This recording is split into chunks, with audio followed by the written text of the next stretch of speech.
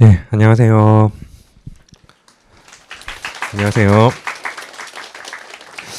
지금부터 2027년 회계사 합격 대비 우리경영 아카데미 종합반 설명회를 시작하도록 하겠습니다.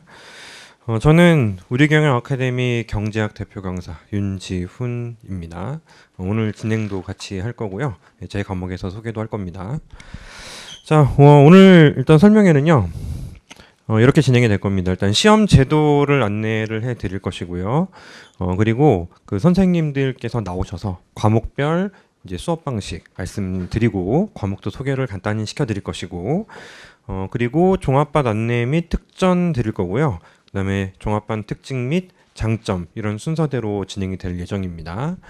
일단 우리가 이제 시험을 준비한다는 게 한 20, 30년 전에 공부하시는 분들은 그 시행착오만 보통 반년에서 1년 정도, 길게는 2, 3년 정보가 부족했던 시기에는 굉장히 오랜 시간이 이제 그 헛발질을 하는 시간으로 좀 많이 소모가 됐었는데, 지금은 이제 굉장히 많은 정보들을 가지고 있고 오히려 제대로 된 정보를 받는 것이 훨씬 더 중요한 시대가 되었고, 자, 오늘 설명회에서는 그 정확한 정보를 회계사 1등 학원인 저희 학원에서 이제 1등 선생님들께서 여러분들하고 과목별, 시험 전체별 이야기를 많이 전달을 해드리면서 오늘 설명의 자리가 여러분들에게 굉장히 중요한 공부의 첫걸음이 될 수 있을 거라고 생각합니다.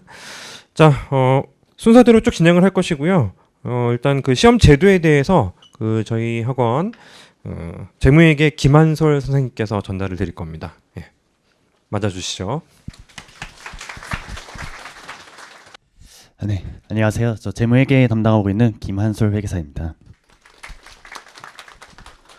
먼저 과목별 소개 앞서서 저희 시험 제도에 관련된 간단한 안내 먼저 드릴 건데, 먼저 이런 걸 조사해 보셔가지고 익숙하신 분들도 계시겠지만 오늘 처음으로 이런 시험 제도에 대해서 좀 알게 되시는 분들도 있기 때문에 제가 좀 상세히 설명드리도록 하겠습니다.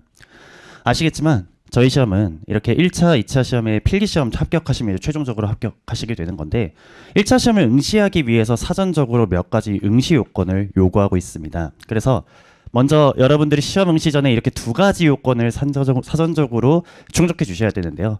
각각 학점의 이수, 그리고 영어 시험 성적을 좀 충족하셔야 됩니다. 근데 여기서 영어 성적이요, 여러분들이 한 번쯤은 토익 이런 거 시험 봐보셨을 거기 때문에 몇 점 넘겨야 된다라는 시험별 점수 정도만 확인하시고 준비하시면 되는데, 이 학점 이수 보시면 보시다시피 우리가 소위 대학에서 상경 계열이라고 부르는 경영학이나 경제학 또는 회계학과 이런 거 전공하시는 경우에는 학교에서 전공 수업으로 경영학, 회계학 등등의 학점을 미리 이수하신 경우가 많기 때문에 그 경우에는 큰 문제가 되지 않는데, 사실 실제로 시험 준비하시는 분들 대부분 분들이 우리 이제 비상경 계열, 비전공자라고 부르는 인문 계열이나 다른 이과 계열의 분들도 많이 계십니다.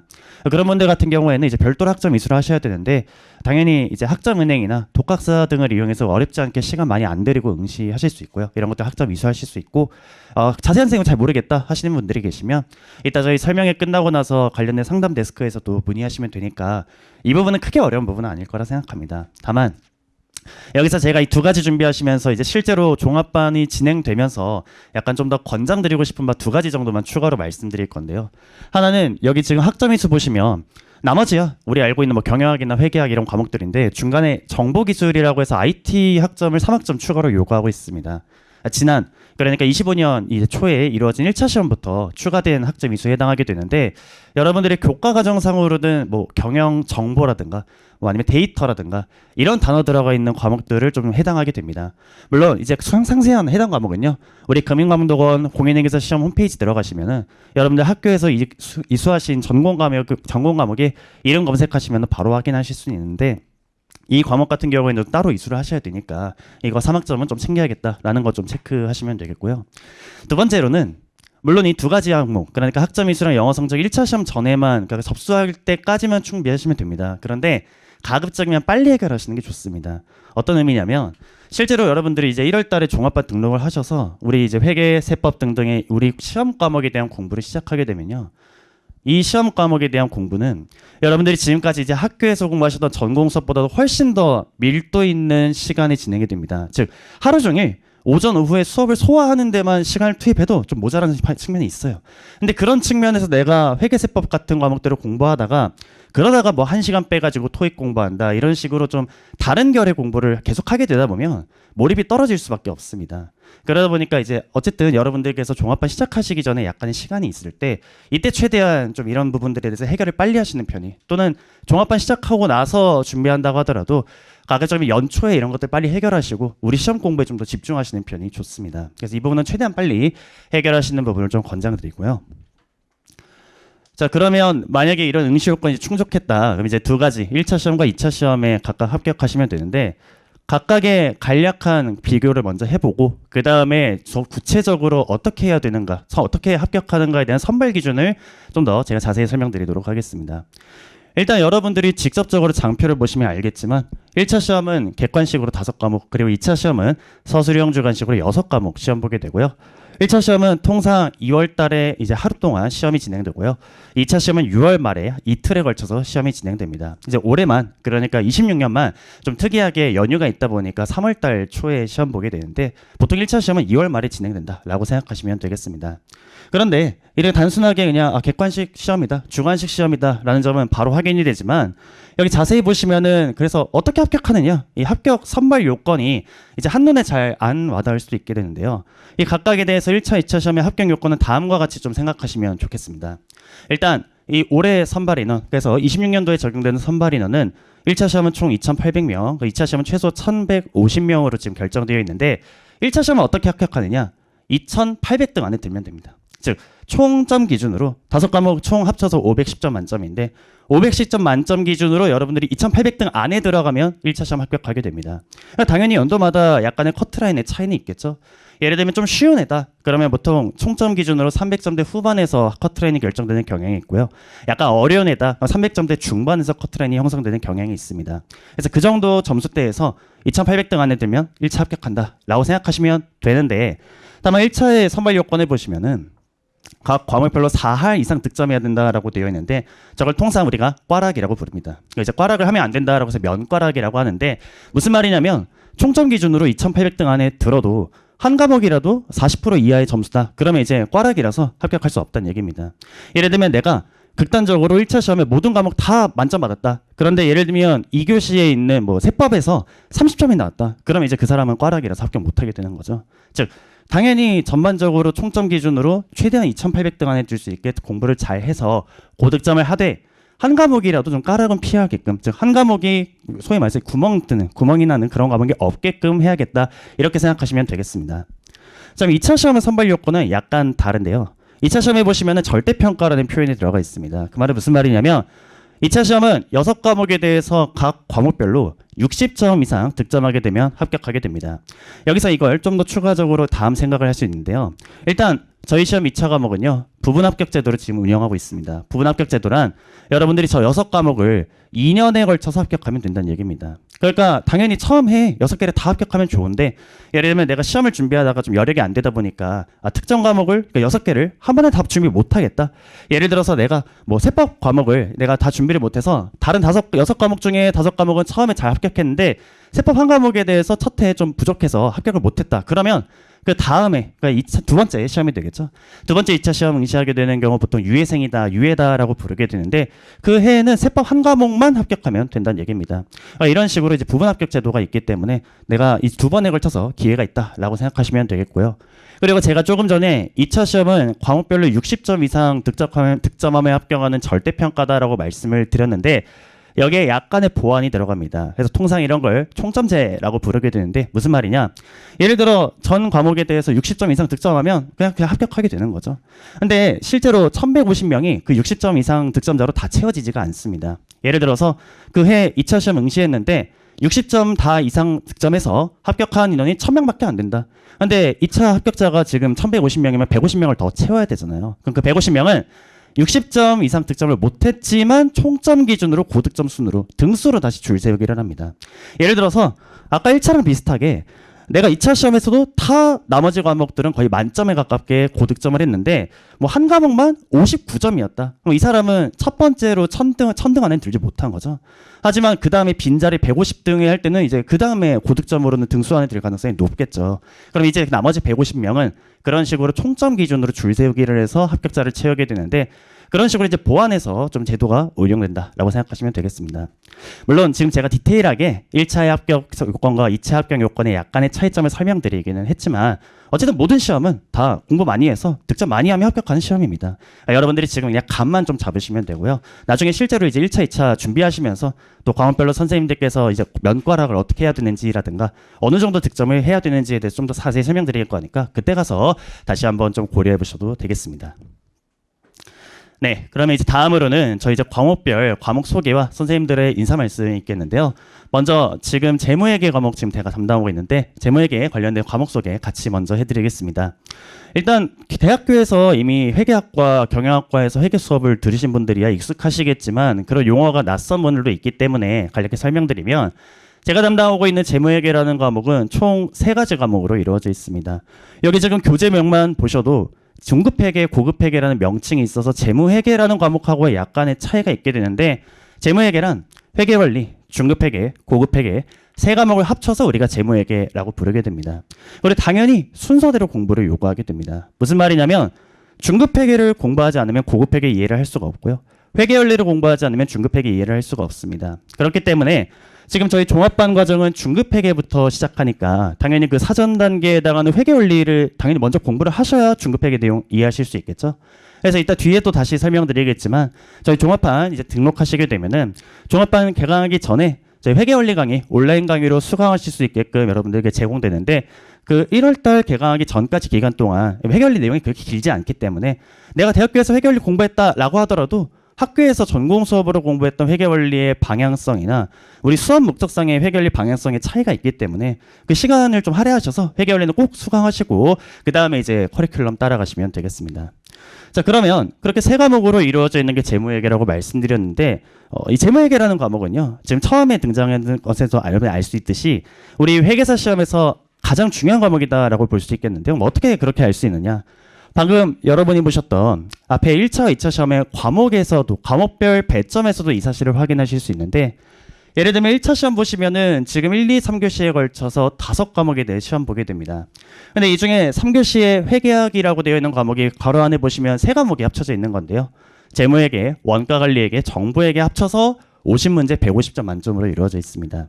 근데 이 중에 지금 재무회계라는 과목이 35문제에 해당하게 되는데 3교시가 50문제 150점이니까 문제당 3점이겠죠. 그러면 35문제이기 때문에 재무회계 한 과목만 105점에 해당하게 됩니다. 그러니까 단일 과목으로는 1차 시험에서 가장 배점이 높다, 비중이 높다라고 볼 수 있겠고요. 2차 시험도 마찬가지인데요. 지금 2차 시험을 보시면 지난 25년도 2차 시험부터 이 재무회계 과목이 2과목으로 중급회계와 고급회계로 각각 1, 2 이렇게 구분되어 있다는 점을 보실 수 있겠습니다. 그러니까 2차 6과목 중에서도 2과목이 재무회계에 해당하고 실제로 여러분들이 나중에 합격하고 나서도 회계법인에 가셔서 이제 실무를 하실 때 재무회계에 대한 지식이 가장 기초의 기반이 되기 때문에 이렇게 실제 시험에서도 좀 많은 비중을 두고 있다라는 점을 볼 수 있겠는데요. 그러면 1차, 2차에서 이렇게 큰 비중을 차지하고 점수 비중도 많다라는 거 알겠다. 중요한 과목이라는 거 알겠는데 그럼 이런 중요한 과목이니만큼 여러분들은 공부하실 때 있어서 특히나 지금처럼 처음 기본 과정을 공부하실 때 있어서 어떤 점을 꼭 유념하셔야 되느냐. 기초 개념에 대한 기초 용어에 대한 이해에 굉장히 많은 신경을 쓰셔야 됩니다. 무슨 말이냐면 예를 들어 이 재무회계라는 과목이 어떤 과목이냐를 만약에 제가 한 문장으로 설명한다면 주식회사가 작성하는 재무지표라는 보고서를 작성하는 규칙이다 라고 말씀드릴 수 있는데요. 지금 이 짧은 한 문장도요. 누군가에게는 설명이 필요 없는 들었을 때 아 그런 말이지 라고 이해가 되지만 누군가에게는 그냥 단어의 나열로밖에 들리지 않고 이게 어떤 의미인가에 대해서는 구체적으로 감을 못 잡으실 수도 있습니다. 아까 말씀드린 것처럼 각각의 전공 과목이 무엇이냐, 얼마나 많은 공부를 하고 지금 진입했냐에 따른 차이가 있기 때문인 거죠. 주식회사가 정확히 무엇인지, 상법상 다른 종류의 회사하고 무슨 차이가 있는 건지, 주주와 채권자는 뭐가 다르고, 주주와 경영자는 왜 분리되어 있는 건지, 왜 보고서 만드는 건지, 그 작성 규칙이라는 게 어떻게 형성되어 있는 건지에 대해서 이걸 이미 알고 계신 분들도 있지만 모르고 계신 분들도 있다는 얘기입니다. 그렇게 서로 각자 배경이 다르기 때문에 제가 수업을 드릴 때는 아무것도 모른다고 가정하고, 즉 내가 아예 노베이스다라고 가정을 하고 그런 용어들부터 하나하나 다 설명을 드릴 겁니다. 왜냐하면 앞서 보셨듯이 1차, 2차에서 재무회계가 이렇게 비중이 큰 만큼 이 시험 난이도도 점점 더 어려워지고 있습니다. 그러니까 여러분들은 나중에는 예를 들어 2차 시험에서는 훨씬 더 응용되고 복잡한 재무회계 문제도 풀 수 있어야 한다는 건데, 그런 응용된 문제들을 풀었을 때 실제로 2차 시험을 준비하는 유예생들 입장에서도 어디서 항상 발목을 잡히고 어디서 어려움을 느끼냐, 가장 기초적인 개념에서 어려움을 느낀다는 것입니다. 즉 기본적인 용어에 대해서 의미를 잘 모르거나 그런 것들을 그냥 관성적으로 넘어가는 습관들이 쌓이다 보니까 나중에 가서는 응용이 되지 않아서 그래서 고득점을 할 수 없다라는 거죠. 실제로 그래서 2차 유예생분들 중에는 회계 원리부터 다시 공부하시는 분들도 많습니다. 그런 기본적인 부분에서의 구멍이 나중에 더 복잡한 문제 풀이에서의 자기의 발목을 잡고 있다라는 걸 그제서야 좀 이제 알게 되는 경우가 있기 때문이기도 한데, 그런 점에서 저는 이제 기본 강의에서도 이후 과정에서도 지금 말씀드린 것처럼 여러분들이 이런 기본적인 용어에 대해서 전혀 모르고 있다라고 전제를 하고, 즉 태어나서 회계 처음 공부한다라고 전제하면서 그 부분에 대해서 하나하나 용어에 대해서 설명도 다 드릴 겁니다. 설령 내가 이미 대학교에서 상경계열 전공이라서 경영학과 수업을 많이 듣고 왔다라고 할지라도 그래도 말씀드린 것처럼 수험상에 필요한 개념과 학교에서 진행했던 수업의 방향이 다를 수 있기 때문에 내가 아는 내용이지라고 생각하면서 그런 부분을 간과하기 쉬운 부분들, 그래서 놓치기 쉬운 부분들을 제가 전부 다 좀 정리하는 식으로 수업을 진행해 드릴 겁니다. 이런 식으로 기초 개념에 대한 이해, 기초 용어에 대한 중요성은 뭐 저 아니어도 다른 과목 선생님들께서도 더 강조드리시겠지만 여러분들이 지금 처음 공부하는 과정에서 특히나 더 처음부터 또 올바른 습관을 잡는 게 중요하다라는 점에서 제가 이렇게 좀 강조드렸습니다. 네, 이제 재무회계 수업 설명은 제가 먼저 이렇게 같이 드렸고요. 다음으로 원가관리회계 임세진 선생님께서 과목 설명해 주시도록 하겠습니다. 감사합니다. 안녕하세요. 원가관리회계를 담당하고 있는 임세진 회계사입니다. 자, 원가관리회계는요, 1차 시험에도 나오고 2차 시험에도 나옵니다. 그런데 1차 시험에서 위상은요, 굉장히 미미합니다. 배점이요, 30점입니다. 10문제로 구성이 되어 있고요. 한 문제당 배점이 3점입니다. 그래서 상당수의 분들이 어떻게 생각을 하냐면 계력과 같은 존재다. 계력이 뭔지 아시죠? 공부하자니 점수가 별로 안 되고, 공부를 안 하자니 30점이 아깝고, 공부할까 말까 망설인다고요. 그리고 결론 어떻게 맺냐면 다른 사람들이 맞는 만큼만 내가 맞을 것이다, 그 생각을 하고 시험장에 들어갑니다. 그런데 1차 시험의 경우에 100명이 시험을 보면 몇 명이 혹시 합격하는지 아세요? 20%가 합격합니다. 그러면 다른 사람들이 맞는 점수만 맞추면 당연히 떨어질 수밖에 없어요. 무엇과 똑같은 거냐면 다른 사람들이 맞는 점수만큼만 나는 맞겠다. 나는요 떨어질 겁니다. 그것과 똑같은 얘기입니다. 어떻게 해야 되냐면 합격자들이 맞는 점수만큼은 맞으셔야 됩니다. 일반적으로 1차 시험에 합격하는 분들요, 원가관리회계에서 몇 문제 정도를 맞추냐면 8문제 정도를 맞춥니다. 그래서 8문제 정도를 맞출 수 있는 실력을 갖추고 시험장에 들어가셔야 돼요. 다음 두 번째입니다. 2차 시험에도 나오는데 2차 시험에서 위상은 완전히 달라집니다. 6과목이 2차 시험에 나오는데요, 얼만큼 중요하냐면 6과목 중에서 만약에 2차 시험장에 들어가는 수험생들 놓고 너 한 과목만 패스하게 그냥 해줄게, 그건 시험 안 봐도 좋아, 그러면 거의 대부분의 수험생들이요 원가관리회계를 선택합니다. 왜냐하면 60을 넘기는 거 상당히 부담스러워하거든요. 이 과정에서 여러분이 무엇을 하셔야 되냐면 1차 시험의 경우에 한 8개 정도를 맞출 수 있고요. 다음에 2차 시험의 경우에 안정적으로 60점 이상을 받을 수 있는 토대를 이 과정에서 여러분이 만들어 가셔야 됩니다. 자, 그러면 수업 진행을 어떻게 할 건데, 아까 우리 김한솔 회계사님께서 말씀하셨던 방법대로 여러분이 전혀 원가관리회계 모른다라고 간주를 하고 하나하나 다 설명을 드릴 거고요. 다음에 강의 진행은 무엇을 가지고 할 거냐면 기본서를 가지고 진행을 하는데요. 여러분들이 무엇에 신경을 굉장히 많이 쓰시냐면 필기하는데 굉장히 신경을 많이 쓰십니다. 과몰입하신다고요. 그래서 제가 수업 시간마다 말씀드립니다. 이건 책에 적혀 있으니까 필기하지 마시라고. 그런데 악착같이 필기를 해요. 최악의 경우가 뭐냐면 악착같이 필기를 하고요. 그리고 수업 시간 하는 얘기를 다 놓치고 그리고 집으로 돌아가서 복습받을 때 전혀 안 봅니다. 그것이 최악입니다. 그래서 제가요 필기 노트를 만들었습니다. 2차 시험 보는 여학생의 도움을 받아가지고 필기 노트를 만들었는데요. 그 여학생 필기체가요, 굉장히 좋습니다. 여러분들이 글씨체보다 훨씬 더 좋을 겁니다. 그래서 그거를 보시고 수업을 들으시게 되면 훨씬 더 편안하게 수업을 들을 수가 있습니다. 그리고 책을요, 칼라로 냈습니다. 그러니까 보기 더 편하실 거라고. 그런데 이 생각하실 수 있죠. 돈이 아까운데요.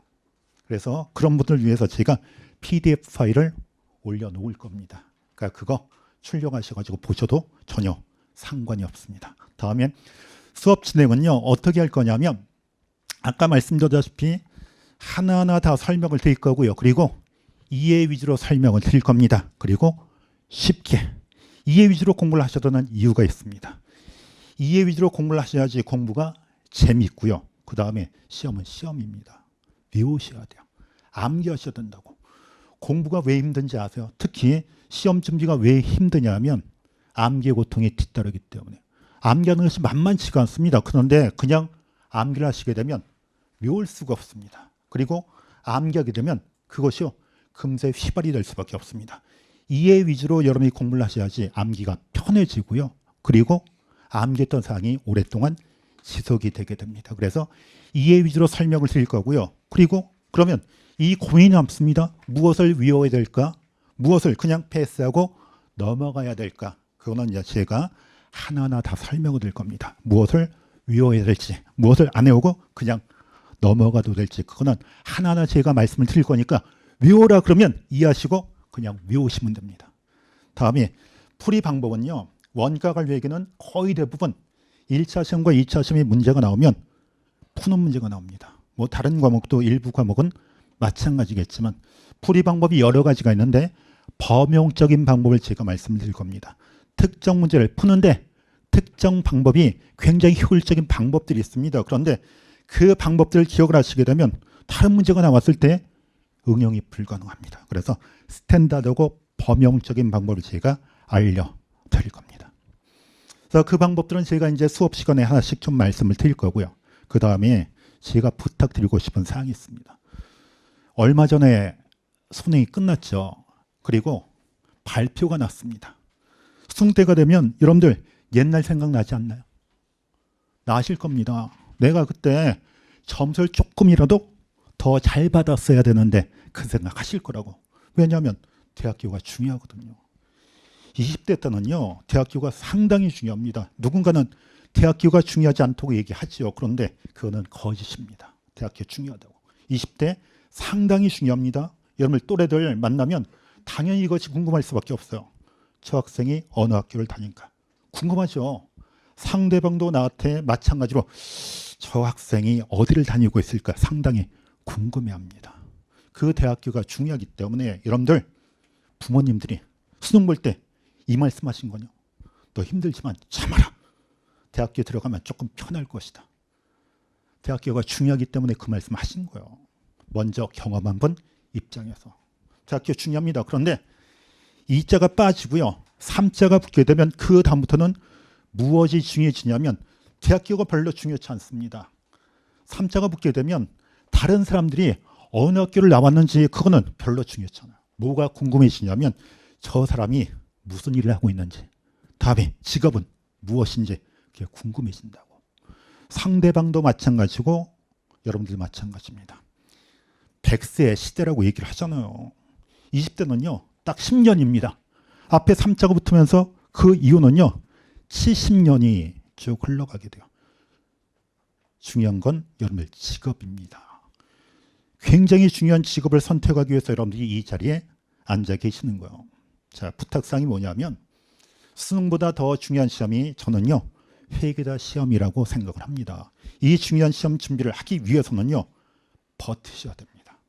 혹시 이 수험 기간이 어느 정도 필요한지 얘기를 들어보셨어요? 합격자 평균 수험 기간이요 3년 8개월입니다. 깜짝 놀라지 않으셨나요? 3년 8개월 스타트가요 처음 공부했을 때부터가 아니고요 1차 시험 봤을 때부터. 그러면 더 길 수 있다 그 얘기죠. 당연히 더 길 수밖에 없습니다. 그 기간 동안에 여러분이 버티셔야 됩니다. 많은 내용의 공부를 하기 위해서는요, 버티셔야 돼요. 3년 8개월 버티셔야 된다고. 그런데 버티기 위해서는 뭐가 필요하냐면, 내가 왜 이 시험 준비를 하려고 했는지, 내가 왜 시험에 붙어야 되는지, 그것이 명확해야 됩니다. 명확하고 절실해야 됩니다. 절실하지 않으면 이 시험 준비를요, 할 수가 없습니다. 그래서 우리 학원에서 강의를 들으시면 좋겠지만, 만약에 내가 동영상 강의로 그냥 혼자 공부를 할 거야, 그런 생각을 하신다라고 하더라도 항상 절실해야 됩니다. 그래서 무장이 되어 있어야 돼요. 내가 버틸 수 있어야 됩니다. 버티기 위해서는 내가 왜 이 시험 준비를 하려고 했는지, 왜 붙어야 되는지 항상 명확해야 되고요. 그것이 절실해야지 이 시험 준비를 오랫동안 할 수 있습니다. 그래서 이 시험 준비를 하기 전에 그거부터 먼저 명확하게 하시고 이 시험 준비를 하시기를 바라겠습니다. 그리고 수업 진행은 구체적으로 나중에 수업을 듣게 되면 저 사람이 어떻게 수업 진행을 하는가, 그거는 여러분들이 나중에 알 수 있을 거고요. 가급적 쉽게 이해 위주로 설명을 드릴 겁니다. 자, 다음은요, 강경태 회계사님께서 세법 진행을 어떻게 할 것인가 말씀해 주실 겁니다. 감사합니다. 안녕하세요. 자, 여기 모이신 우리 예비 회계사님들, 우리 회계사 후배님들이에요. 자, 진심으로 환영합니다. 자, 저는 여러분께 기본종합반에서 여러분께 재미있는 세법의 세계로 여러분을 안내하게 되고, 그 다음에 합격할 때까지 세법과의 밀당을 책임지게 될 여러분의 든든한 조력자가 될 강경태 회계사입니다. 반갑습니다. 박수 소리가, 선생님들 박수가 더 크고 우리 여기 앉아 계신 분들 박수가 너무 저항 같아서 갑자기 설명회를 하고 싶은 마음이 없어졌어요. 자, 박수 한번 다시 한번 부탁드릴게요. 감사드립니다. 자, 여러분 앞에 우리 김한 선생님도 그렇고 임 선생님도 그렇고 조금 무거운 말씀을 하신 것 같아가지고요. 그러니까 여러분 다 알고 계시겠지만 제가 원래 설명회 가면 이렇게 말씀을 드려야 되게 생각하는데 조금 아까 설명이 두 번 하시면서 방향을 바꿨어요. 그래서 여러분 다 알고 있는 이 공인회계사라는 직업을 잠깐 얘기를 할 필요가 있을 것 같아요. 우리 선생님들이 이제 공부 방법 이런 것들 말씀하시고 그랬으니까. 자, 여러분이 회계사 시험을 준비하시는 이유가 뭔가요? 자, 어떤 이유 때문에 회계사 준비하세요? 오, 인수합병 조합이 너무 멀리 나갔다. 그러니까 이분은 이제 인수합병 이쪽에 관심이 많아가지고 이렇게 한다고 말씀하셨거든요. 자, 뭐 어떤 분들은 뭐 일반적으로 그렇죠. 공인회계사 합격하면 명함이 멋지더라. 멋진 명함, 그다음에 높은 연봉, 그다음에 전문가로서의 안정감, 뭐 이런 것들 여러분 합격할 수 있는, 공부할 수 있는 동기가 되겠죠. 근데 제가 생각하는 공인회계사의 어떤 그런 장점이랄까 이런 거 한번 말씀을 드린다라면 좀 거창하게 말씀드릴게요. 좀 거창하게. 제가 볼 때 여러분들이 이제 우리 김한 선생님이나 임 선생님 통해서 기업회계, 재무회계나 원가회계 공부를 하시고 이제 합격을 하시잖아요. 그러면 기업체에 나가서 재무제표라는 걸 보게 됩니다. 재무상태표나 손익계산서. 그러면 그걸 보시게 되면은요, 기업의 돈이 어떻게 나와서 어떻게 나가고, 그리고 진정한 기업 가치가 어떻게 되는지, 이제 우리 재무관리나 이런 것에서 공부를 하게 될 거거든요. 그런 거를 한마디로 기업을 꿰뚫어 볼 수 있는 투시력, 통찰력을 가지게 돼요. 그럼 여러분 그 통찰력이 여러분에게 놀라운 기회를 선사합니다. 자, 선택의 폭이 넓어져요. 자, 그래서 공인회계사 주 업무, 여러분이 공부하는 그런 재무제표를 분석하는 걸 가지고 회계 감사를 해요. 여러분 회계 감사가 뭘까? 자, 공인회계사 주 업무가 회계 감사잖아요. 그럼 회계 감사를 나가서 이 회사에 부정이 있는가 이런 걸 감사하는 게 회계 감사일까요? 아니요. 우리는 검찰이 아니에요. 공인회계사의 감사는 뭐냐면 회사가 작성한 재무상태표가 기업회계 기준에 맞게 과연 회계처리가 됐는지를 감사하는 거야. 그게 감사 가장 중요한 업무가 됩니다. 그리고 감사를 통해서 분석한 내용을 기초로 기업에게 회계의 경영이나 재무에 관련된 컨설팅을 하는 거예요. 컨설팅도 주 업무가 돼요. 그리고 그러한 재무제표를 가지고 과연 이 상태에서 기업이 세금을 어떻게 하면 합법적으로 세금을 가장 적게 낼 수 있을까? 절세할 수 있는 세무 대리를 하는 겁니다. 그렇죠? 그래서 지금 회계사가 할 수 있는 업무가 감사, 그 다음에 컨설팅, 그 다음에 지금 우리 세무 대리. 그리고 여러분 최종적으로 여러분들이 나중에 나는 개인 사무실을 가질 거야. 나 개인 사무실을 두고 처음에는 좀 빡세게 할지 모르겠지만 맨 땅에 해당할지 모르겠지만 그렇게 사무실을 꾸려서 나는 나중에 노후에 워라밸 생활을 할 거야. 최종적으로 개인 사무소 할 수 있거든요. 한마디로 통찰력을 기업계를 끝으로 볼 수 있는 통찰력, 투시력을 가지고 그걸 가지고 선택할 수 있는 기회의 폭이 너무나 많다는 얘기야. 그러니까 여러분들 제가 볼 때는 여러분이 여러분 손으로 내 인생을 디자인할 수 있는 최고의 도구가 되는 게 바로 공인회계사라는 직업이라고 생각을 합니다. 그래서 자, 이런 말씀은 제가 원래는 계획이 없었는데 우리 이런 얘기들을 한 번쯤은 말씀을 드릴 필요가 있을 것 같아가지고요. 회계사라는 직업에 대해서 잠깐 언급을 해드렸어요. 할 수 있는 업무, 회계 감사, 그 다음에 세무 대리, 그 다음에 컨설팅. 여기 말씀하신 아까 인수합병이나 이런 것들 결국 컨설팅이나 기업 진단과 관련된 내용들이거든요. 굉장히 다양한 어떤 기회의 폭이 넓혀져 있다 이런 얘기입니다. 그래서 여러분들이 일단 중요한 건 뭐냐면 합격하는 게 중요하잖아요. 그렇죠? 그러니까 합격하기 위해서 아까 말씀드린 대로 여러분의 온 힘을 몇 년 동안 진짜 쏟아부을 그런 준비, 마음의 준비가 돼 있어야 된다는 얘기예요. 그렇죠? 자, 그래서 제 과목 설명드리기 전에 잠깐 말씀을 드렸고, 자, 이제 세법이라는 과목인데 여러분 아직 법 공부를 안 해봤잖아요. 그러면 세법식이요. 세법 개론만 1권, 2권 요 정도 두께입니다. 맞으면 죽습니다. 저 이걸 여러분 어떻게 벌써 기억을 해요? 못해요. 그래서 선생님들이 선별해 드릴 건데 두 분 말씀하신 거하고 똑같은 말씀을 드릴게요. 정말 기본이 정말 중요해. 그래서 용어 하나하나가 세법은 처음에 보잖아. 의계어예요. 의계어.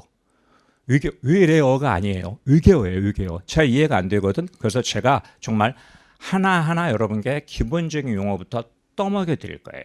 떠먹여 하나하나. 그러니까 이 규정이 이 기본 개념이 어떻게 되는 거고 그다음에 이 규정이 왜 생겼느냐. 자, 어떤 히스토리를 거쳐서 그다음에 어떤 취지를 가지고 이 규정을 만드느냐 하나하나 여러분께 떠먹여 드릴 거야. 그냥 안 떠먹여 드려요. 이유식을 만들어서 떠먹여 드릴 거야. 그러니까 여러분들이 배치만 하면 된다니까. 그렇죠? 그래서 일단 내용을 이해하는 게 정말 중요합니다. 그 다음부터는 반복이에요. 반복. 나중에 여러분 느끼시겠지만 그리고 많이 들으셨는지 모르겠지만 세법이 시험 과목 중에서 휘발성이 가장 강한 과목입니다. 자, 공부한 것 같은데 며칠 있다 보면 며칠 아니야. 몇 시간 있다 보면 생각이 안 나요. 이건 어쩔 수 없는 거야. 제가 여러분께 할 수 있는 역할은요. 이해시켜 드리는 거야. 그걸 가지고 여러분 이제 이해를 하는 걸 가지고 반복은 여러분의 몫입니다. 그렇죠? 자꾸 기억하고 잊어버리고 이렇게 반복하는 과정을 거치면서 여러분의 것이 될 거거든요. 그리고 시험 딱 끝나고 잊어버리면 돼요. 잊어버리면 기억할 필요가 없다고. 그리고 이제 실무로 나가서 여러분들이 다루는 그런 분야에 관련된 것만 공부를 하면 되는 거거든요. 그래서 일단은 뭐 세법이 뭐냐 이런 걸 말씀드리는 것보다 아직 공부를 안 한 상태이기 때문에 제가 여러분께 어떤 식으로 강의 드릴 건지 방법론만 말씀을 드렸어요. 정말 기본적인 용어부터 하나하나 여러분께 떠먹여 드릴 거니까 같이 호흡하면서 따라가고 같이 아까 밀당 말씀드렸잖아. 밀고 당기다 보면은 어느 시간이 지나면 합격할 수 있는 그런 궤도가 될 수 있을 거라고 생각을 하거든요. 자, 일단 구체적인 방법은 여러분께 강의 시간에 말씀을 드리도록 하겠습니다. 자, 일단 마무리할게요. 자, 일단 여러분들 공인회계사 시험 결코 쉽지 않은 길입니다. 아까 기간도 말씀하셨잖아요. 결코 쉽지 않은 길이야. 그렇지만 여기 계신 여러분들은 도전이라는 가장 중요한 발걸음을 떼신 겁니다. 지금 맞죠? 마음이 없는데 오셨을 리가 없잖아. 그렇죠? 그래서 도전이라는 가장 중요한 발걸음을 뗐어요. 그러니까 공인회계사라는 산이 좀 높아 보이지만 여기 계신 훌륭한 선생님들이 여러분의 등반 가이드가 될 거야. 여러분 이런 선생님들과 함께하면 충분히 합격할 수 있거든요. 그렇죠? 자, 여러분의 멋진 어떤 미래를 위해서 저희 강의실에서 뵙기를 고대하면서 마무리 짓도록 하겠습니다. 감사합니다.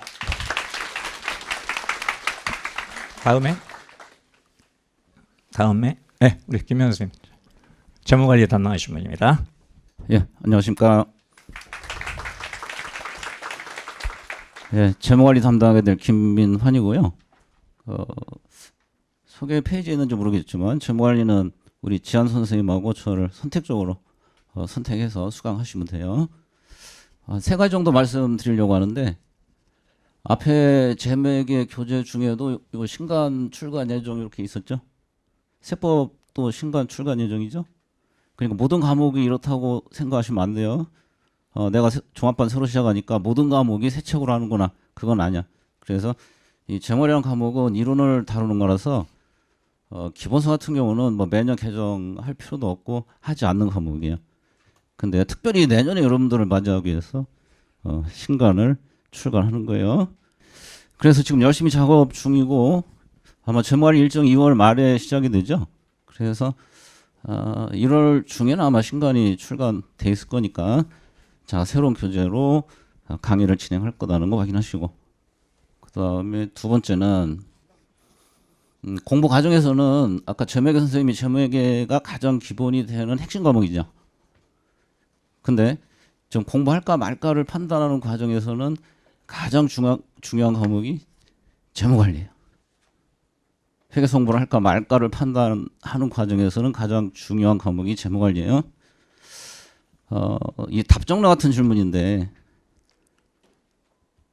그러면 이 회계사 공부하는 과정에서 가장 결정적으로 중요한 역할을 하는 과목이 뭘까요? 답정너라니까 재무관리예요. 왜냐?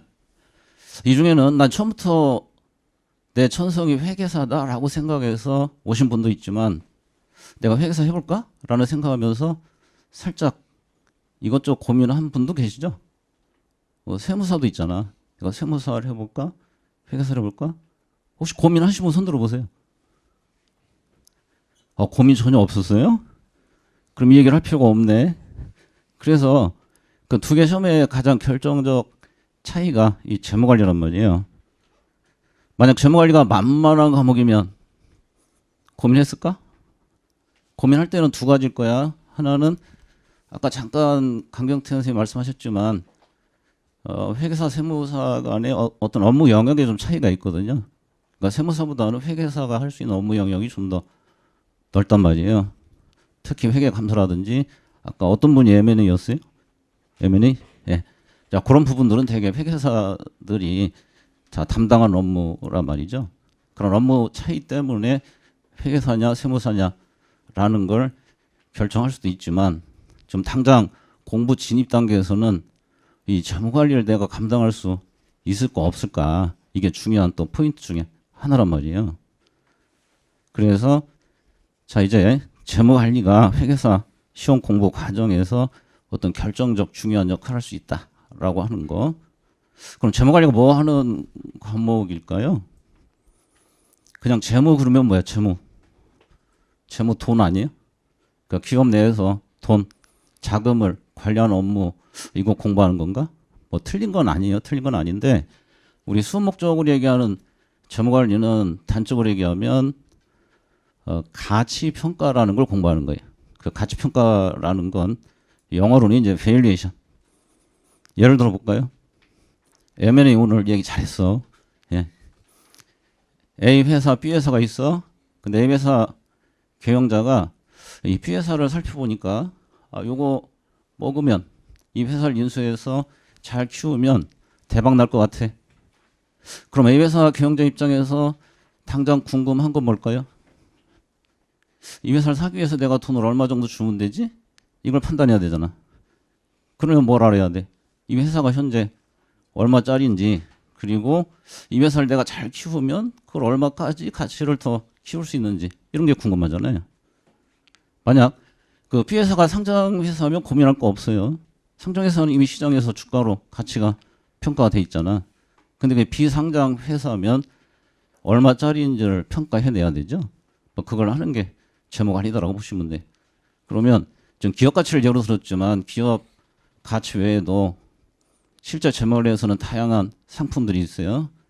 뭐 실물 자산인 기업 자산 가치도 있지만 뭐 금융 자산 대표적으로 뭐 있어요?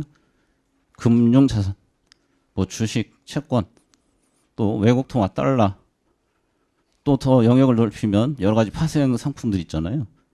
뭐 이러한 여러 자산들에 대한 가치를 이론적으로 평가하는 게 재무관리에서 공부하는 내용이다. 그리고 또 한 가지는 그러한 것들을 활용해서 회사가 처한 이 위험을 어떻게 잘 관리할 거냐. 자, 이러한 부분들을 공부하는 게 재무관리 파트예요.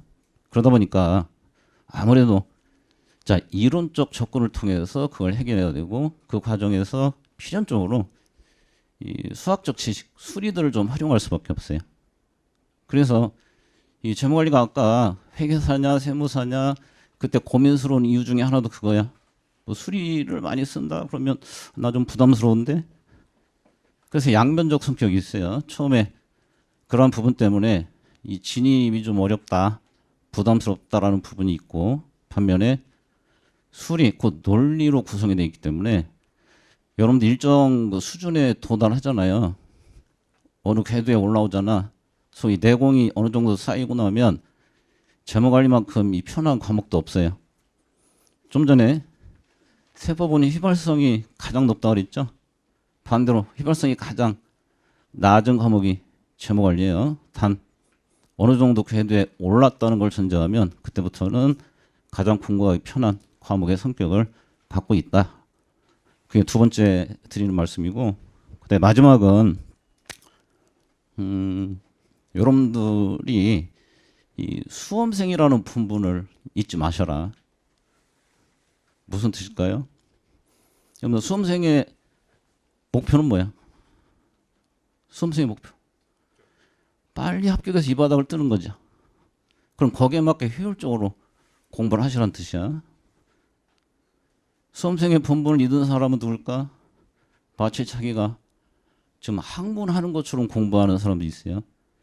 절대 그렇게 하시면 합격할 수가 없어요. 그러니까 공부 과정에서 어느 정도 타협하는 방법을 터득하셔야 돼.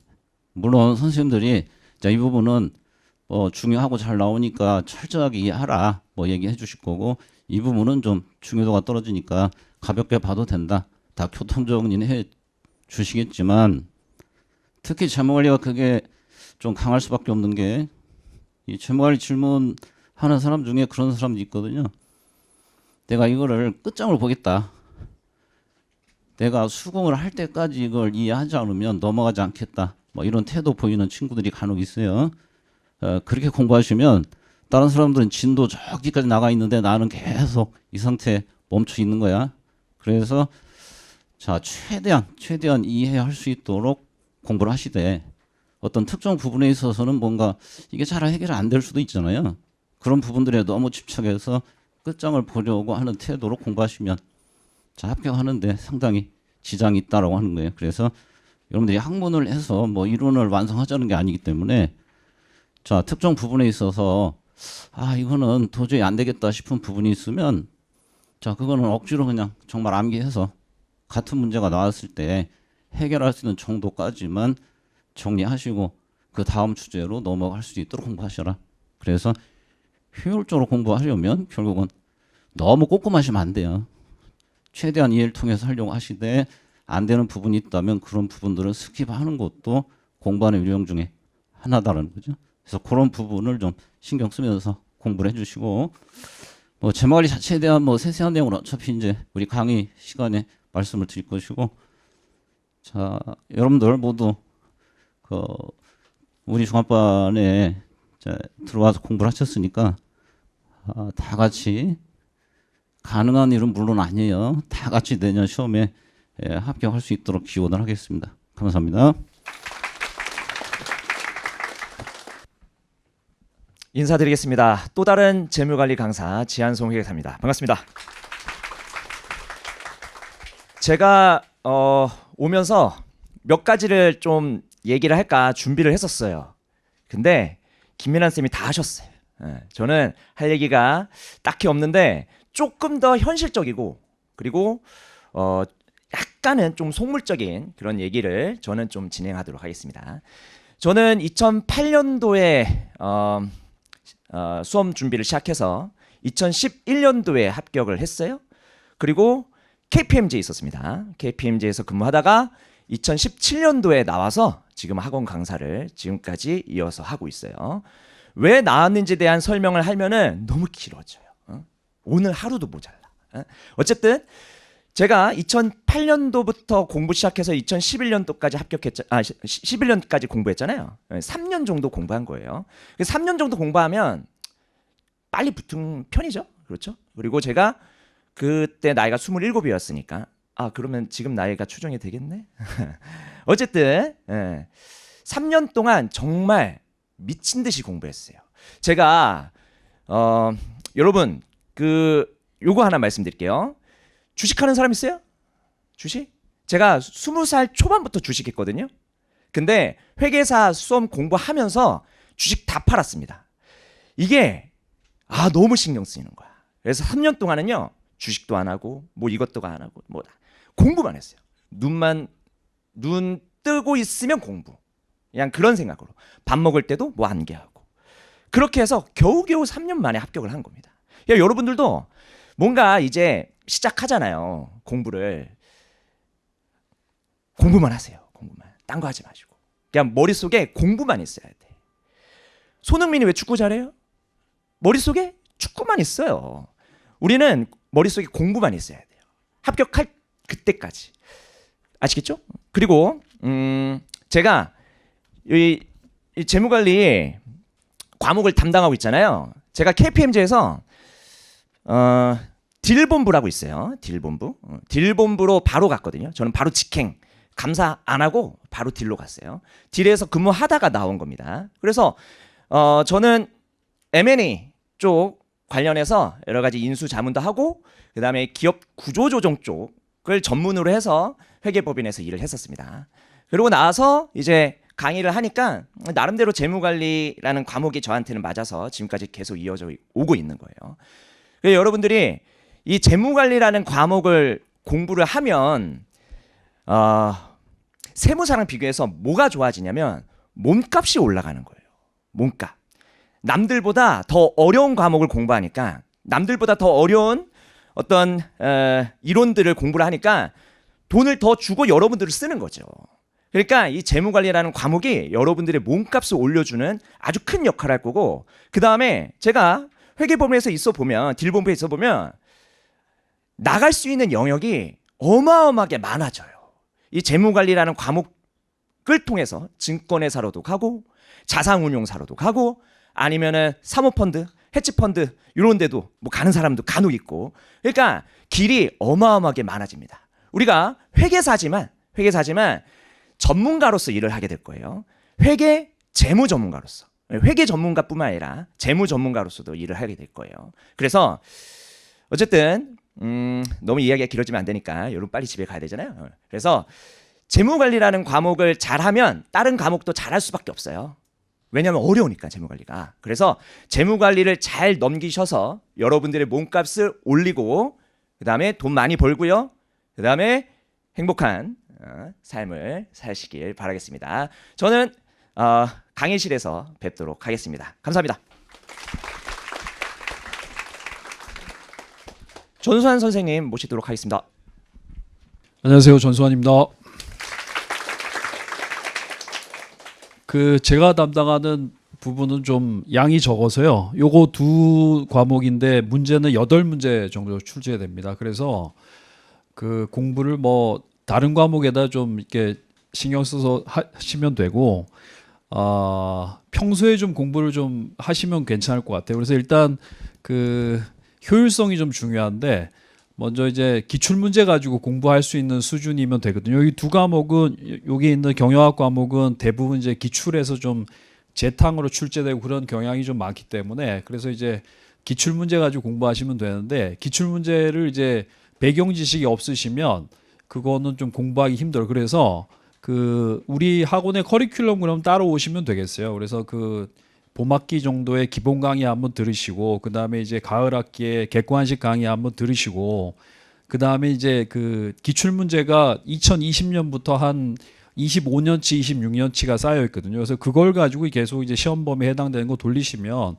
그러면 이제 좀 시험을 잘 보실 수 있어요. 8개인데 한 적어도 한 7개 정도는 맞출 수 있어요. 물론 뭐 출제위원이 저기 뭐 새로 바뀌셔가지고 막 좀 기존에 출제 안 된 뭐 이런 거 내시는 경우도 있었어요. 뭐 한 역사적으로 보면 몇 번 있었는데 그런 거를 제외하고 대부분 한 7개 정도 맞출 수 있기 때문에 그래서 이게 제가 가르치는 과목이 재무관리하고 같이 묶여서 이제 재무관리가 24문제하고 제가 가르치는 게 8문제에서 32문제인데 재무관리 뭐 다 맞을 자신 있으시면 경영학 사실 공부 안 하셔도 되는데 사실 뭐 나중에 이제 수업 시간에 책 보시면 아시겠지만 재무관리 점수 따기가 쉽지가 않거든요. 그래서 경영학이 점수 따기가 쉬워요. 푸는 문제 하나도 없고 그냥 전부 다 말 문제인데 그러니까 이제 뭐 전부 다 문제가 뭐 적절하지 않은 것을 5개 중에 적절하지 않은 것을 고르라고 하는데 그러니까 이제 그 기출 문제 제가 많이 읽어보라고 이제 그 수험생들한테 얘기하는 이유는 그 읽다 보면 이제 뭐 그 출제위원들이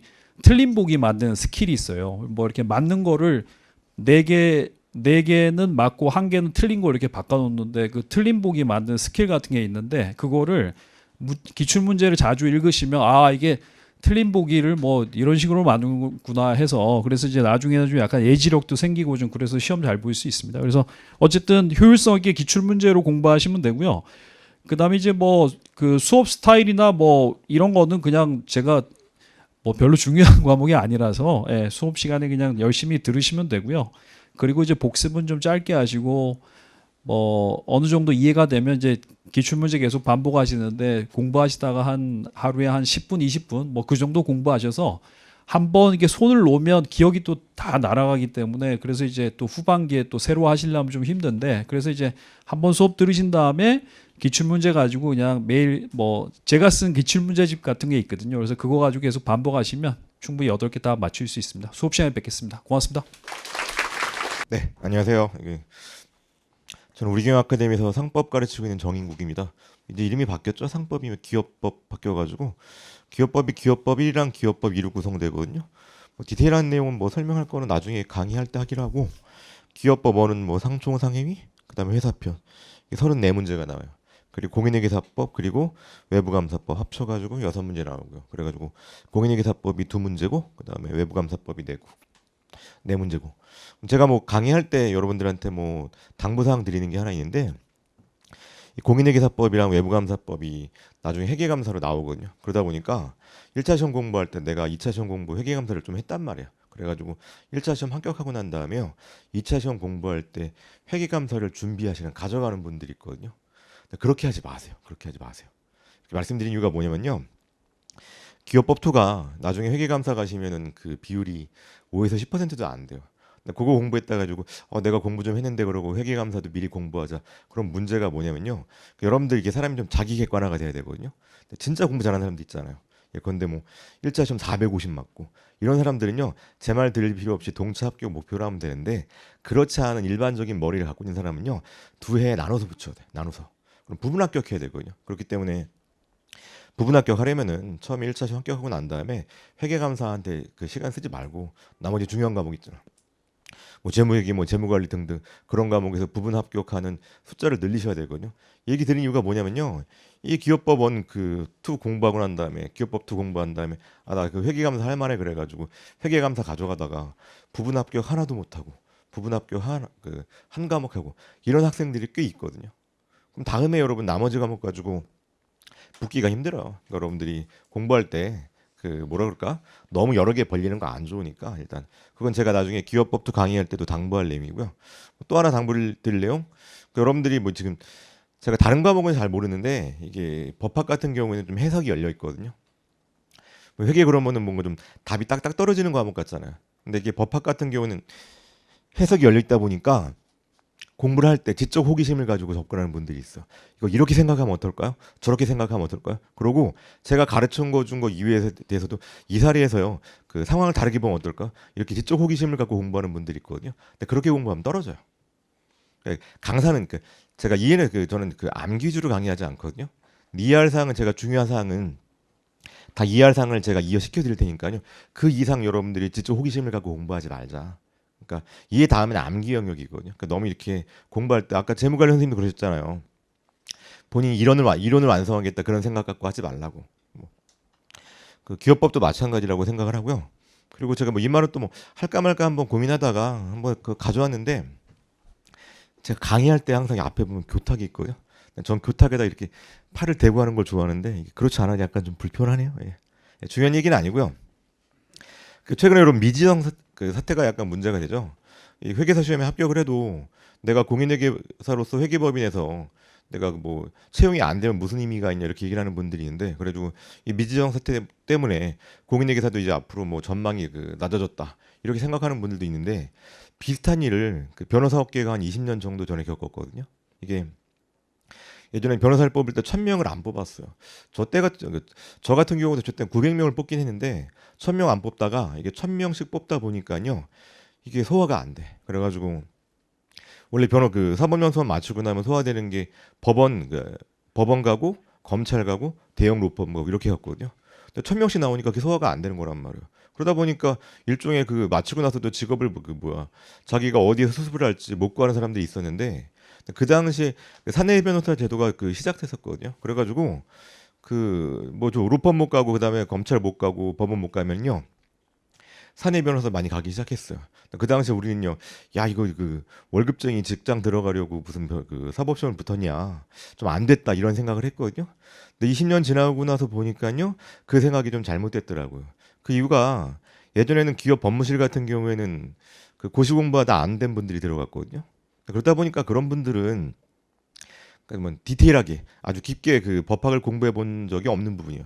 피상적인 이해밖에 안 되죠. 그런데 연수원 마치고 사법시험 붙은 분들이 그 사내 변호사로 들어가기 시작하니까요, 이 일을 하니까 차원이 다른 거야. 그러니까 법률적인 그 문제가 있을 때 직접 대안도 제시해주고 그러다 보니까 아 이거 변호사를 쓰니까 법률적인 리스크가 훨씬 더 많이 줄어드는구나. 그 기업에서 그리고 법무 역할이라는 게 외부에 로펌 맡기면 기업에 대한 내밀한 내용이 드러날 수가 있거든요.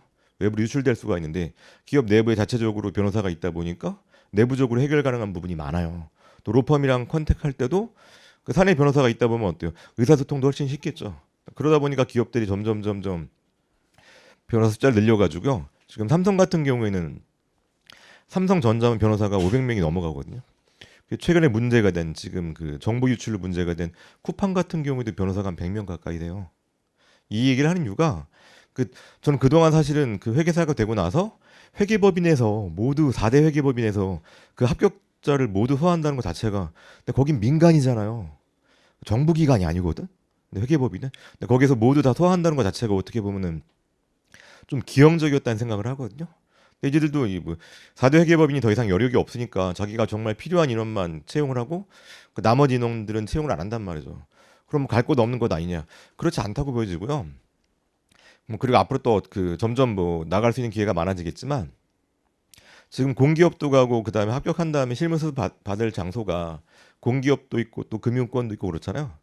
일반 사기업 등의 경우에도 그 관련돼 가지고 회계나 재무 쪽 관련돼 가지고 일을 할 그 니즈가 많거든요. 그럼 점점 그쪽으로도 수요가 많아질 거라고 생각해요. 그리고 그 회계사 자격증이 없는 사람들이 일반 사기업에서 재무 회계 관련된 업무를 하다가 자격증 있는 사람들이 와서 한번 일을 하기 시작하면요, 그 차원이 다르거든요. 그렇기 때문에 점점 그런 회계사에 대한 그 인력 니즈는 커질 거라고 생각을 하고, 그리고 그 변호사 같은 경우에도요, 사내 변호사로 그 처음에 그뭐 대리 과장 입사했던 친구들이요, 지금 다 임원 달고 있거든요. 골프 치게 되면요, 그 로펌에 있는 친구랑 그 다음에 로펌에 있는 변호사랑 그 사내 변호사에 있는 변호사랑 같이 골프를 치게 되면요, 그 골프 치고 나서 그 누가 돈을 내겠어요? 당연히 로펌에 있는 친구가 내지. 왜? 일을 주는 거는 사내 변호사로 있는 친구들이 일을 주거든요. 약간 가불관계 그 관계가 살짝 바뀌었어요. 그리고 여러분들은 아 나는 회계사로서 본연의 업무를 하고 싶은 거지 내가 기업에 들어가고 싶은 게 아니다 이렇게 생각할 수도 있는데 이게 왔다 갔다 하거든요. 일종의 회전문이에요. 변호사 같은 경우에도 사내 변호사 있다가 거기다 전문성 쌓게 되면은 그 전문성 가지고 로펌 가기도 하고 또 로펌에 있다가 또 기업으로 가기도 하고 그런 다양한 길이 열려 있거든요. 그러니까 여러분들이 지금 단기적으로 미지정이라는 일에 대해서 약간 좀 걱정을 하고 회계사 장래가 약간 걱정된다 이렇게 생각하는 분들도 있는데 실제로는 그렇지 않을 것이고 이건 변호사가 20년 전에 겪었던 일이다. 여러분들이 그리고 여러분 일반 기업에서 그 월급쟁이 해보세요. 그 최근에 누가 그 류승룡 나오는 드라마 있죠. 제목이 뭐죠? 김 부장인가? 나중에 그렇게 된다니까요. 여러분들이 라이센스를 갖고 있게 되면요, 그 뒤 여러분들이 좀 자신감 있고 좀 선택의 폭이 넓어져요. 40대 중반에 나와서 뭐 하겠어요. 일반 사기업이 있다가 여러분들이 회계사로서 자격증 갖고 있게 되면요. 그리고 여러분들이 그뭐 사내 기업에 있으면서도 그 쌓은 경험 같은 게 나중에 회계사로 개업할 때도 여러 가지 든든하게 작용하는 경우가 많거든요. 아까 강경태 선생님이 나중에 여러분들이 최종적으로 회계사무소를 개업할 수 있다 그랬는데 자격증이 주는 매력이 이런 것 같아요. 여러분들 미지정 이런 거 걱정하지 마시고 그런 걱정은 붙은 다음에 하세요. 예. 그리고 붙고 나면은 분명히 많은 길이 열려 있고 기회가 많으니까 너무 그 공부 시작하기 전부터 걱정할 필요가 없을 것 같습니다. 네, 감사합니다. 네, 안녕하세요. 저는 경제학을 담당하고 있는 윤지훈입니다. 아까 그 진행하던 친구랑 같은 사람이고요. 네, 일단 1시간을 초과하고 있는데 인간이 이제 집중할 수 있는 연속 시간의 한계에 좀 닿은 것 같으니 약간 몸 좀 풀어주셔도 괜찮을 것 같습니다. 아직 조금 이제 할 게 많으니까 푸세요. 자, 일단은 그 경제학을 제가 담당을 하고 있고요. 이 경제학이라는 과목이 이 시험에서 차지하는 비중에 대해서 먼저 좀 말씀을 드릴게요.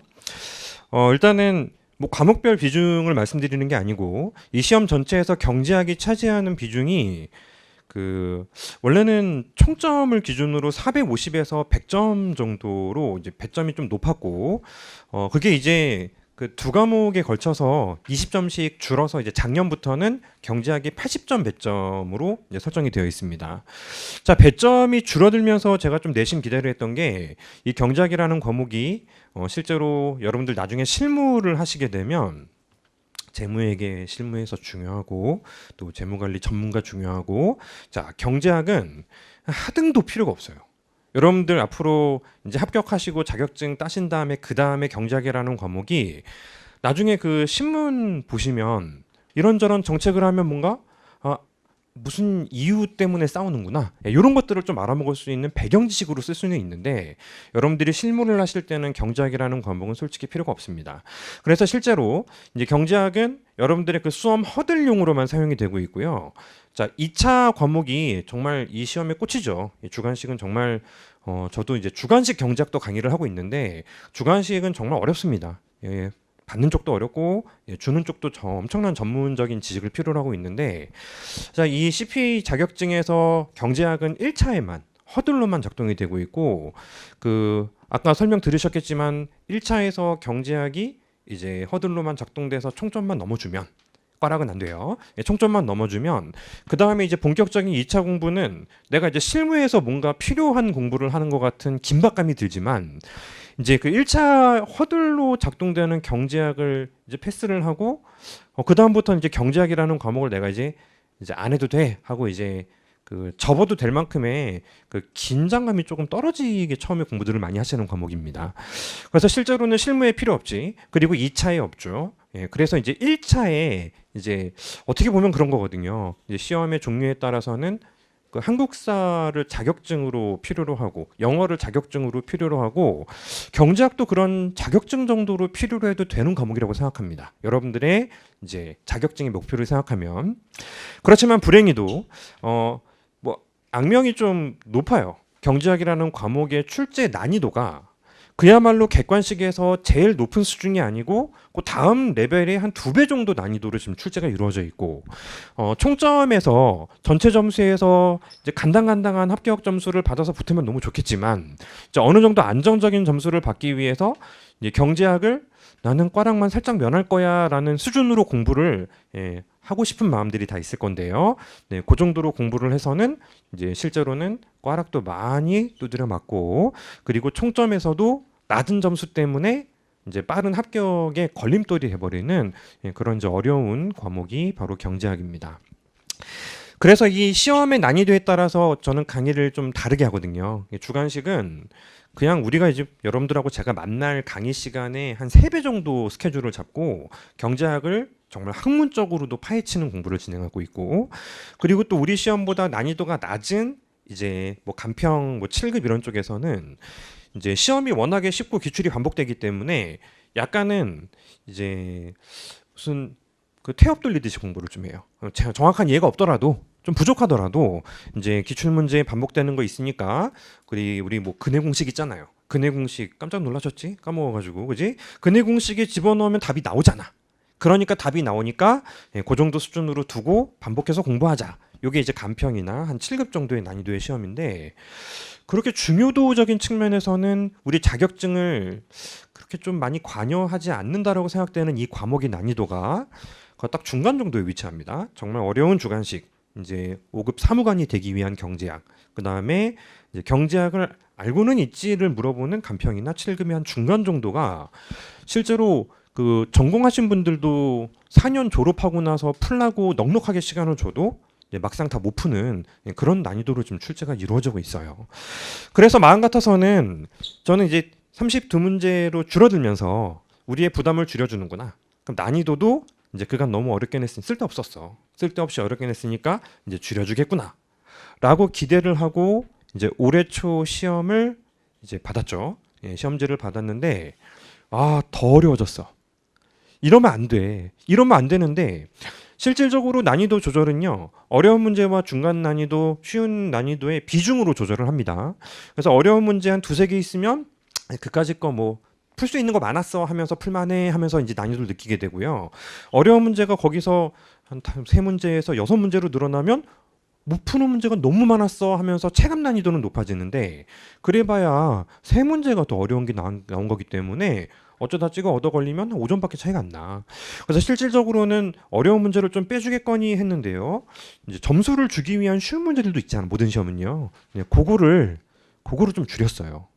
그래서 작년에는 40문제에서 그래도 어려워 준비를 제대로 하지 않으면 이게 그 점수를 높게 받는 게 문제가 아니고 1차에서 경제학이 발목을 잡아버리는 거예요. 총점 발목이 아니고 이제 꽈락을 정말 많이 받아요. 실제로 꽈락률이 전체 응시자에서 경제학이 물론 다른 과목도 이제 악명 높은 게 많지만 45%에서 48% 정도. 정말 높은 꽈락률이에요. 그러니까 응시하시는 분들이 처음 공부하시는 분들만 계신 게 아니잖아요. 그지? 이제 1년 공부하시고 이제 2차 응시하시고 다시 한번 시험을 보겠다. 경제학을 한번 공부하신 분들까지 모조리 1차를 응시하는데 거기서 꽈락률이 일단은 45%, 48%. 난이도와 상관없이 꾸준하게 그 정도가 나온다는 건 이건 보통 난이도가 아니에요. 정말 어려운 난이도의 문제이기 때문에 따라서 이 선생님들께서 말씀하신 부분 저도 그대로 준비했고 저도 같이 끄덕거리면서 여러분들에게 똑같이 말씀드려야 되는 부분이요. 암기를 통해서 수학을 우리가 일정 난이도 이상의 문제를 맞출 수 없잖아요. 수학이 너무 힘들고 싫어서 암기로 대체할 수는 있어도 이제 암기를 통해서 수학을 우리가 필요한 만큼 받기는 쉽지가 않아요. 그런데 국문과를 갈래도 수학을 그렇게 잘 보지 않으면 붙여주지 않습니다. 회계사에서 경제학은 그런 역할을 한다고 생각하시면 될 것 같아요. 실전에서 사용되지 않아도 경제학은 여러분들에게 이 정도의 허들은 거쳐야지 자격 줄 수 있을 것 같아라는 역할을 하는 과목이고요. 그 난이도가 이제 상당히 정말 대충 뒤져봐도 굉장히 높다. 그렇기 때문에 실제로 여러분들의 공부가 나는 몇 개 쉽게 나오는 것만 맞출 거야. 그러면 한 절반 정도는 맞출 수 있고 2차에도 연결되어 있는 과목을 정말 많이 점수를 획득하고 더 집중해서 총점을 넘을 거야. 예. 이거는 거의 달타냥급의 모험담이란 말이에요. 그렇게 해서 붙으신 분들도 계시겠지만 실제로 안정적인 점수를 획득하기 위해서는 분명히 어려울수록 이해를 수반하는 공부를 해주셔야 되겠다. 그렇지만 이건 전략이지. 여러분들이 대학원에 응시해서 뭐 대학원 통계나 하려고 가는 건 아니고요. 여러분들이 결국 1차라는 허들을 넘기 위한 수업 목적으로 공부한다는 걸 생각한다면 그렇다면 이제 나오는 난이도의 100%를 공부하는 건 좀 무리가 좀 있고 나오는 난이도에 제가 한 90% 정도를 전달을 드릴 것이고 그 나오는 난이도 90%에서 여러분들이 거기에 대해서 또 다시 한 70% 정도만 여러분들이 소화를 해주시면 그 소화율 자체가 그냥 점수로 연결되는 과목이 경제학이고 그만큼 100을 만족시키면서 공부할 수는 없다. 아까 여러 번 들으셨죠? 우리는 학자가 되려고 공부하는 게 아니잖아요. 그래서 학자가 되지 않고 이제 수험적으로 접근하는 공부를 진행할 계획이고 이거는 과목에 대한 소개는요. 어차피 강의하면서 첫날 또 말씀드릴 것이고 또 하면서 그냥 그런 과목이었어라고 끝나면 알게 돼요. 그래서 그게 중요한 게 아니고 미시는 수학이랑 비슷해요. 거시는 무슨 거대한 조립품, 연계품하고 좀 비슷합니다. 뭐 하다못해 통화량만 증가시켜도 이제 환율이 여러 과정을 거쳐서 환율이 오르네 떨어지네라는 다양한 논리가 있기 때문에 그런 과정을 공부하게 되고요. 국경은 미시와 거시의 응용편으로서 요거는 나오는 게 약간 전형적이기 때문에 우리가 약간 기술적으로 접근할 수밖에 없다. 그런 것들은 나중에 공부하면서 배우시게 되고요. 이제 경제학을 공부하면서 일단 기본적으로 가지셔야 되는 마음가짐을 조금만 말씀드리면 하면 할수록 뒤로 미루고 싶어. 왜냐하면 재무회계, 뭐 원가 관리 이런 것들은 2차에도 있고요. 그리고 내가 앞으로 이 직업에서 할 일이기 때문에 공부할 때 마음가짐이 달라요. 근데 경제학은 공부하다 보면 내가 이 공부를 뭐 때문에 하는 거야라는 생각이 들 수밖에 없기 때문에 뒤로 미루고 싶어해. 뒤로 미루다 보면은 계속 들리는 이제 이야기들이 있잖아요. 경제학 아직 시작 안 했어? 너 진짜 그거 발목 잡으면 1년 더 해야 돼. 그 생각이 들면서 경제학을 부랴부랴 하는데 이제 생각보다 시간 많이 투입이 좀 많아요. 그래서 이게 진짜 너무 힘든 과정인 거 저도 잘 알아요. 경제학이 메인 과목인 수험에 비해서 경제학이 서브 과목인데도 난이도가 높아져 버리기 때문에 마음가짐은 자꾸 뒤로 미루고 싶겠지만 실제로 공부 자체는 여러분들이 적어도 이 종합반 시기에는 시작하셔야 돼요. 내년 9월에 하겠다, 뭐 내년 10월쯤부터 다른 거 다 해두고 경제학 몰아치겠다 이런 계획을 짜시는 분들이 주변에 있다 하더라도 그럼 너의 모험담을 나중에 기대해 볼게라고 생각하시고 여러분들은 빨리 시작하고 자주 보고 그리고 나중에 본격적인 문제풀이 과정에서 기술 배우고 그런 것들을 잘 따라오시면 될 것 같습니다. 자, 경제학이 실제로는 많은 분들에게 눈물을 좀 많이 좀 만들어내는 과목인 것 같아요.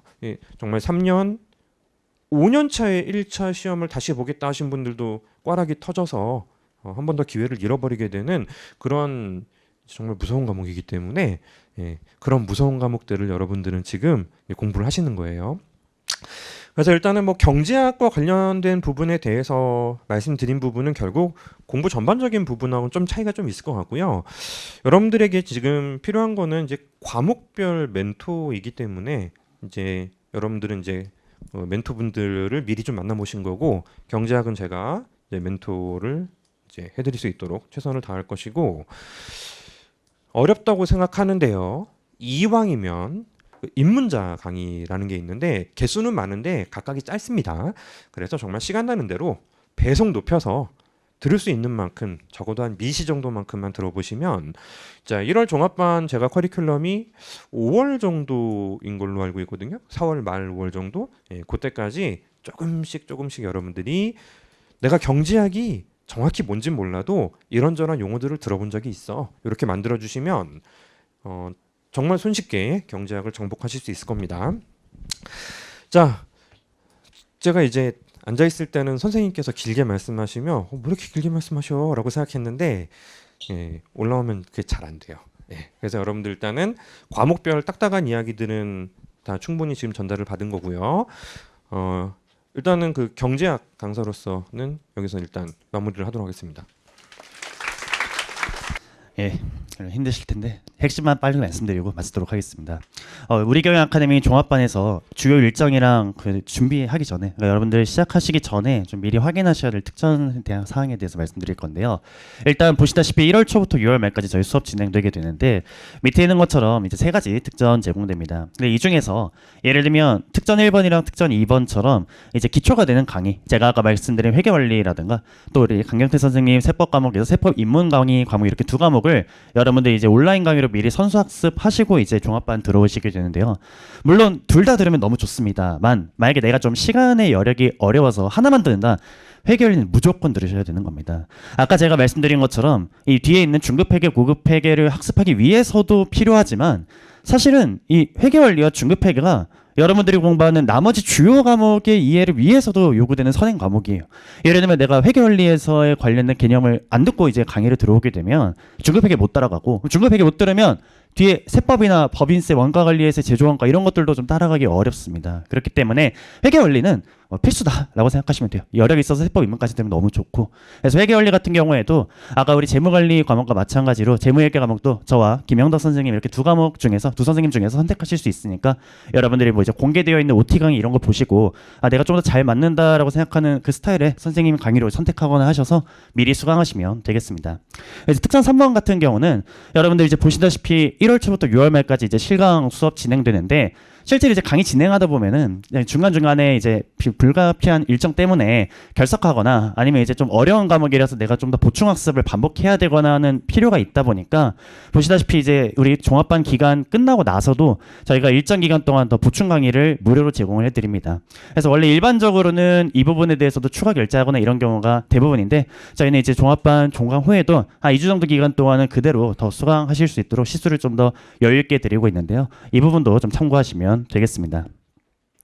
네, 그리고 이제 우리 종합반, 회계사 종합반의 전체 연간 일정인데요.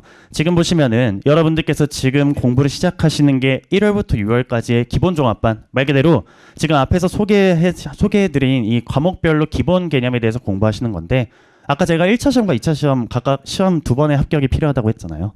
그래서 이제 1차 시험 대비하기 위한 가을에 객관식 종합반이 있고요. 그다음에 합격하고 나면 2차 시험 6월 말에 치러지니까 그 전까지 2차 동차 종합반 이렇게 진행되게 됩니다. 그런데 지금 보시면은 중간에 여름에 심화 종합반이라는 부분이 있는데 이건 어떤 거냐면 실제로 여러분들이 공부를 하시다 보면요. 1년 동안 그러니까 1월부터 이제 그다음 이제 연초까지 거의 12개월의 기간 동안 1차 시험을 대비로 공부하다 보니까 상대적으로 그래도 1차 시험은 시간적으로 여유를 많이 가지고 공부 준비를 하시는데 그렇게 1차를 붙고 나면 2차 시험 준비하는 시간이 굉장히 짧습니다. 절대적으로 한 3달, 4달밖에 안 되는데 난이도도 올라가기도 하고 1차 때 없었던 뭐 회계감사 같은 과목이 들어오기도 하고 하다 보니까 저 동차 기간에 아까 말씀드린 6과목을 다 완벽히 준비한다는 게 좀 어려운 부분이 있습니다. 그래서 지금 보시는 것처럼 이제 여름에 7월, 8월 동안 심화종합반이라는 과정이 운영이 되는데 이거 어떤 거냐면 쉽게 얘기하면 2차 공부를 좀 미리 하는 종합반이다라고 보시면 되겠습니다. 특히나 1차 시험과 2차 시험에 좀 중복되는 과목들, 말씀드린 뭐 재무회계라든가 세법이라든가 원가관리, 재무관리 이런 과목들은 1차, 2차에서 좀 중복되는 과목을 2차 서술형 주관식 기준으로 미리 학습을 하시면 1차에도 당연히 도움이 되고 그리고 이제 합격하고 2차 기간에 짧은 기간 준비할 때 좀 더 부담이 줄어들다 보니까 내가 1월부터 6월까지 착실하게 커리큘럼을 따라와서 여름에 저런 2-3달 정도의 여유 시간이 생겼다라고 했을 때 그렇게 2차 공부를 좀 1.5차 단계라고 보통 부르는데요. 그렇게 사전에 공부를 좀 미리 해두시면은 이후에 1차, 2차에서 조금 더 수월하게 학습하실 수 있기 때문에 저런 과정이 심화종합반이다라고 참고하시면 되겠습니다. 네, 그 다음에 저희 우리경영 아카데미의 뭐 특장점 같은 부분들도 같이 참고하시면 되겠는데 뭐 예를 들면 여러분들 오늘 뭐 오실 때도 경험하셨겠지만 이렇게 뭐 비 오거나 할 때도 저희 지하철역이 잘 연결돼 있어서 그런 부분도 좀 편하게 등록하실 수 있고요. 그리고 실제로 제가 이제 종합반 진행하면서 학생분들이랑 뭐 상담도 하고 하게 됐을 때 이 을지로 일대가 아무래도 직장인 분들이나 관광객 주로 대상으로 타깃이 되어 있다 보니까 우리 흔히 얘기하는 뭐 수험가, 대학가처럼 물가가 좀 싸지 않은 부분이 좀 있다 보니까 그 부분이 좀 어려울 수 있는데 저희가 이제 건너편에 있는 이제 식당에서 관련해서 저희 학원이랑 제휴해가지고 조금 더 이제 저렴하게 이용할 수 있게끔 제휴된 부분도 있습니다. 그래서 이런 점들 참고하시면 되는데 사실은 지금 이렇게 뭐 관련해서 독서실이라든가 아니면은 모의고사 이런 부분들도 굉장히 중요한 부분이긴 한데요. 실제로 제가 이제 보시면 아시겠지만은 상대적으로 최근에 좀 수험을 경험을 하기도 했었고 그리고 실제로도 수험 생활하면서 다시 종합반 진행하면서 굉장히 많은 분들과 상담을 진행하게 됩니다. 지금도 뭐 하루에 거의 한두 페이지씩 계속해서 상담 올라오게 되면 제가 다 직접 답변해드리고 하게 되는데 그러면 그렇게 상담을 진행하게 되다 보면 어떤 부분에서 가장 종합반 과정을 거치면서 그러니까 이 수험 생활하면서 뭐가 제일 어렵고 힘드냐 실제로 이걸 경험을 하기 전에 이런 게 힘들겠지라고 예상하는 거 하고 실제 경험해보고 나니까 이런 게 어렵네라고 하는 거하고 좀 차이가 있게 돼요. 예를 들면 보통 여러분들처럼 아직 진입을 안 한 상태에서 이런 게 어렵겠지라고 느끼는 부분은 뭐 예를 들어 아까 뭐 재무관리나 경제학과 같이 수학적인 지식을 많이 요구하는 과목도 있는데 내가 수학을 잘 못하는데 이런 걸 잘 소화할 수 있을까 뭐 이런 부분에 고민을 하시는 경우도 있고요. 아니면 이제 뭐 합격수기나 아니면 미리 공부한 선배들 얘기를 들어봤을 때 어쨌든 이 공부가 상당히 많은 양의 공부를 요구하다 보니까 소위 말해서 뭐 하루에 순공 시간을 10시간을 채워야 되고 11시간을 채워야 되고 그런 생활들을 여러분들이 뭐 2년, 3년, 4년을 해야 되는데 내가 그렇게 좀 절제된 생활을 많은 공부 시간을 뽑아내는 거 할 수 있을까? 이런 것들이 어렵다라고 생각합니다. 물론 그것도 사실입니다. 그런데 실제로 이제 종합반 등록을 하시든 아니면 이제 혼자서 뭐 온라인으로 공부를 하시든 간에 이 고시 바닥에 이 발을 진입하고 나면 그래서 이제 한 달, 2달, 3달, 6개월, 1년 동안 공부를 하고 나면 어떤 게 가장 어렵냐? 고독과 불안이라고 볼 수 있어요. 고독과 불안이라는 키워드가 갑자기 좀 뜬금없을 수도 있고 약간 좀 막연할 수도 있는데 어떤 거냐? 여러분들이 지금까지 살면서 큰 시험을 준비해 본 적이 그래도 몇 번 있을 겁니다. 당장 뭐 수능 입시도 한번 준비해 보셨을 거고요. 학교 다니시면서 전공 수업들도 이렇게 많이 경험해 보셨을 거예요. 근데 지금까지 여러분이 경험하셨던 그런 과정들은 혼자 하는 게 아니에요. 수능, 대학 입시 다 하잖아요. 여러분들 고2, 고3 때 옆에 있는 반 친구들이랑 같이 준비하면서 모의고사 어렵다, 내신 준비 어렵다, 이번에 수시 어렵다 이런 식으로 같이 공유하실 수 있었을 거고요. 또 대학교 가서는 같은 전공과에 있는 학생들이랑 같이 과 동기들이랑 이번에 무슨 수업 전공 너무 어려웠다, 학점 잘 안 준다 이런 식으로 고민을 같이 얘기할 수 있어요. 그런 식으로 나 혼자만의 고민이 아니라 같이 공유하고 그런 불안감에 대해서 적절히 해소하고 하는 시간들을 보내보셨는데 지금부터는 아니라는 거예요. 지금부터는 누구는 이 시험 준비하고요. 누구는 이 시험 준비하지 않아요. 근데 이 시험을 준비하면서 느끼는 어려움은 이 바닥에 발을 들인 사람만 경험할 수 있는 겁니다.